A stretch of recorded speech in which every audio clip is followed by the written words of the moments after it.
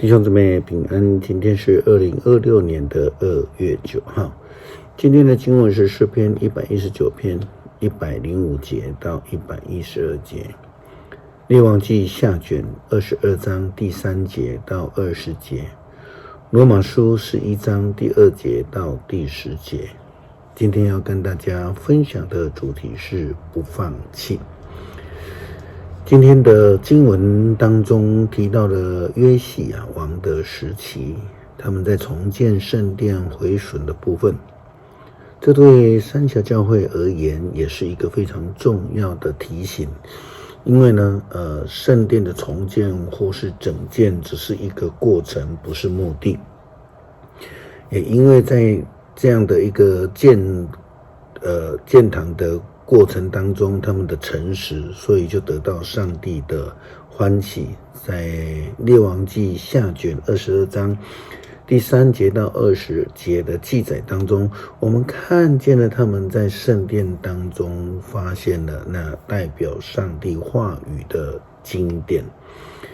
圣经这样说：约西亚在位的第18年，他们差派米舒兰的孙子亚撒利亚的儿子王室书记沙番到圣殿去，吩咐他说：你到大祭司希勒家那里去，拿一份财务报告，上面登记着祭司在圣殿门口值班时向人民收集的银钱账目。你叫他把钱交在主管修建圣殿的人，他们要支付工资给木匠、建筑工人、泥水匠，还要购买修理圣殿需要的木材和石块。主管修建工程的人都诚实可靠，用不着跟他们算账。沙番把王的命令传达到希勒家，希勒家告诉沙番，他在圣殿里找到了法律书。希勒家把书交给了沙番，沙番读了，然后他回到王那里去报告说，仆人已经把圣殿的钱交给主管修建工程的人。他又说，希勒家给了我一卷书。沙番就高声颂赞，读给王听。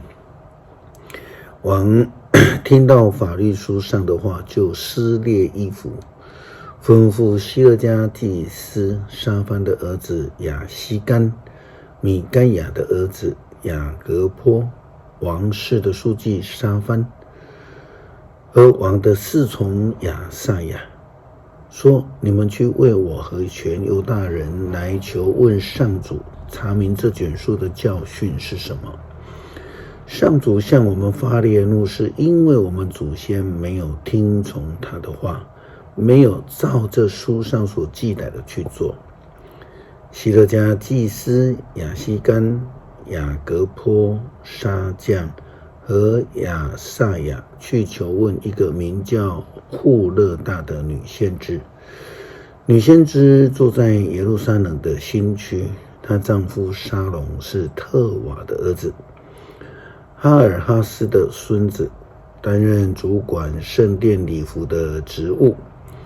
他们向他诉说所发生的事，他要他们回去见王，把上主的话转告王说，我要照着王所听的那书上所写的一切话，惩罚耶路撒冷和他所有的居民。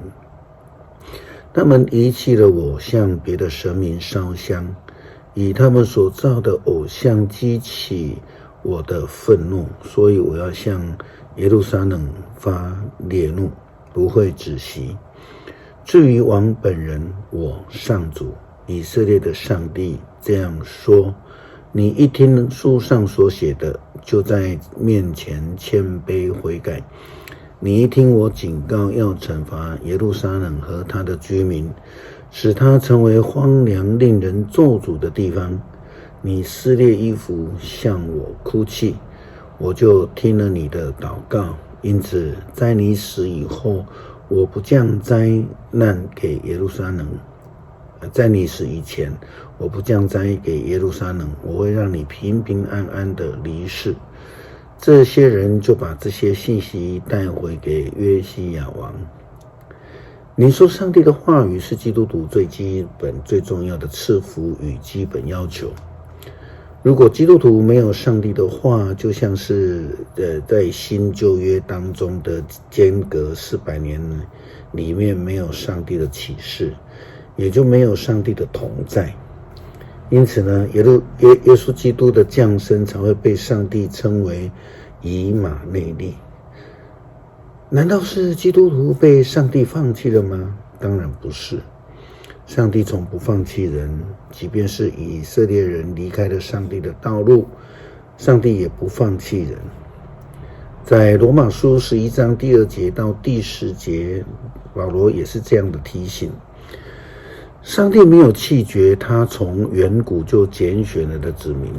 你们知道圣经记载，当以利亚向上帝控告以色列人的时候，他说：主啊，他们杀了你的先知，拆了你的祭坛，只剩下我一个人，他们还想杀我。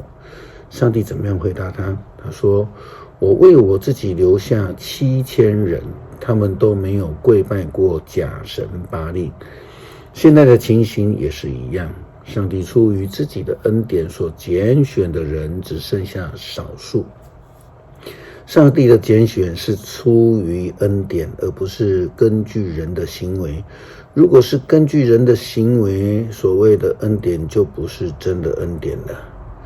结果怎么样呢？结果是以色列人得不到他们所寻求的，倒是上帝所拣选的少数人找到了。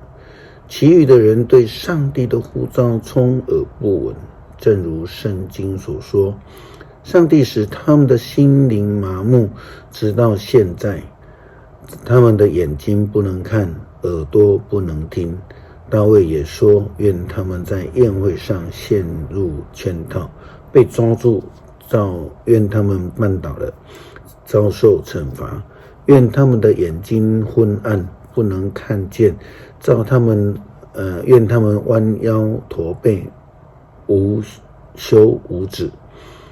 基督徒必须紧紧地抓住上帝，不能离开上帝的道路，不可以放弃上帝的诫命规范，这样上帝也不会放弃我们。诗篇119篇105节到112节，你的话是指引我的灯，是我人生路上的光。我要持守严肃的诺言，遵守你公义的教导。上主啊，我受的痛苦是非常沉重，求你照你的应许赐我新生命。上主啊，接纳我感谢你的祷告，求你把你的命令教导我。我的生命时刻在危险中，但我没有忘记你的法律。邪恶的人投罗网要陷害我，虽然我没有违背你的命令，你的诫命永远是我的产业，是我心中的喜乐。我决意遵行你的法律，直到我生命的终结。感谢上帝赐给我们救恩，让我们能够领受你的话语来遵守，来与你亲近，来建立你的教会。祷告奉主耶稣基督圣名求，阿们。